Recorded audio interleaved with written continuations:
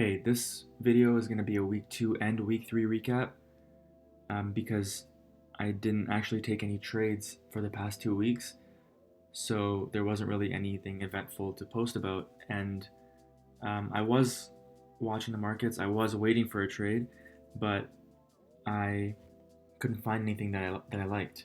And I think that brings up a bigger issue that I wanted to discuss in this recap.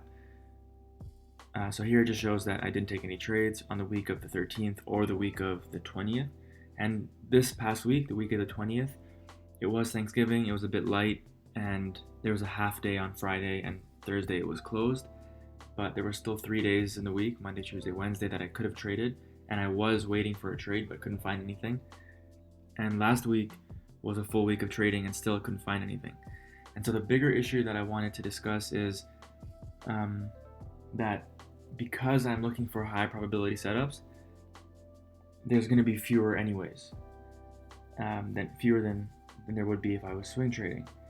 But my issue with that is I'm not even sure I'm confident enough to know what is extremely high probability and what isn't.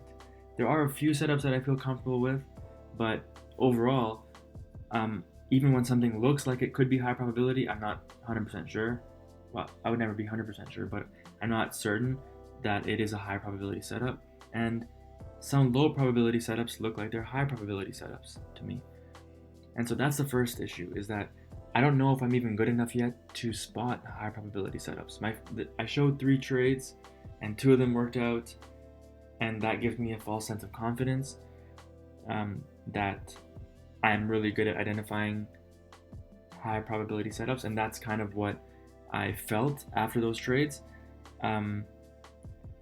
But something that I thought about over the last week or 2 weeks of reflection is that even when I went over those trades afterwards, they were probably okay, but they weren't. I shouldn't have been as certain as I was, and because I feel like I have an inadequacy in my judgment of what is high probability and what is low probability, it's tough for me to continue to look for scalps or for high probability setups when they're so infrequent as it is. And I also, even when they are appearing, I'm not even sure if they are high probability. So I'm missing a lot of trades, and it's just not giving me the practice that I want.